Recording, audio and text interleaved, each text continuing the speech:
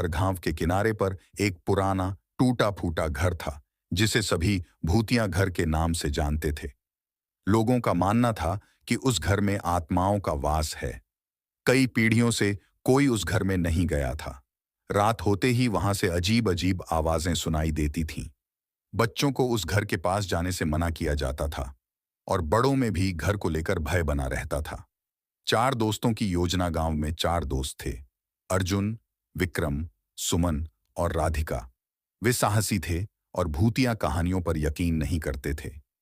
एक रात अर्जुन ने प्रस्ताव रखा कि वे भूतिया घर में रात बिताएं और देखें कि वहां क्या है। सभी दोस्तों ने उत्सुकता से अर्जुन का साथ देने का निर्णय लिया। उनके लिए यह रोमांचक और साहसिक काम था। घर में प्रवेश अगली रात वे चारों घर के पास पहुंचे। घर की टूटी हुई खिड़कियों से हवा की तेज आवाज आ रही थी। एक पुरानी भारी दरवाजे को खोलते ही उन्हें एक तीव्र गंध महसूस हुई। घर के अंदर धूल और जाले थे। हर कदम के साथ फर्श की चरमराहट सुनाई देती थी। अजीब घटनाएं। उन्होंने घर के एक कोने में एक टॉर्च जलाकर बैठने का निर्णय लिया। कुछ समय तक ठीक रहा, लेकिन अचानक उन्हें एक सर्द हवा का झोंका महसूस हुआ। टॉर्च की रोशनी अचानक बंद हो गई और फिर खुली। विक्रम ने अपने पास एक अजीब सी परछाई देखी। उसे लगा कि यह उसकी कल्पना है, लेकिन जब उसने अपने दोस्तों को यह बताया तो सभी ने भी वही महसूस किया, आत्मा का सामना। अचानक अर्जुन ने महसूस किया कि कोई उसके कंधे पर हाथ रख रहा है। उसने पीछे मुड़कर देखा, लेकिन वहां कोई नहीं था। फिर एक महिला की चीख सुनाई दी। राधिका ने देखा कि एक धुंधली आकृति उनके सामने आ गई है। उस आकृति ने कहा, तुम लोग क्यों आए हो? यह मेरा घर है।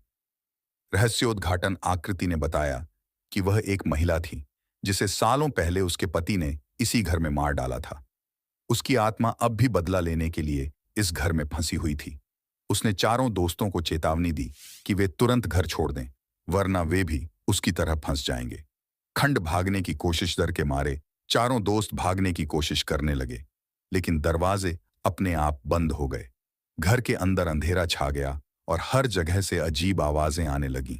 चारों ने अपने आप को किसी अनजान ताकत से घिरा हुआ पाया। समाधान। सुमन को याद आया कि उसके दादी ने कहा था कि आत्माओं को शांति देने के लिए प्रार्थना करनी चाहिए। उसने अपने दोस्तों से कहा कि वे सभी एक साथ प्रार्थना करें। चारों ने मिलकर जोर जोर से प्रार्थना करना शुरू किया। धीरे धीरे घर में शांति छाने लगी और दरवाजे खुल गए। खमवापसी चारों दोस्त घर से बाहर निकलकर दौड़ते हुए गांव पहुंचे। उन्होंने गांव वालों को पूरी घटना बताई। गांव वालों ने मिलकर उस घर की सफाई की और वहां पर एक पूजा का आयोजन किया। पूजा के बाद उस घर में कोई भी भूतिया घटना नहीं हुई।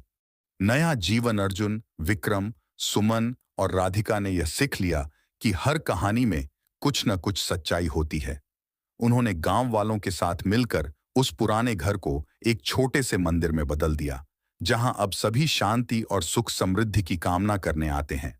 इस घटना के बाद गांव में कभी भी किसी ने उस घर के बारे में डर महसूस नहीं किया। उस भूतिया घर ने अब एक नए जीवन की शुरुआत की थी।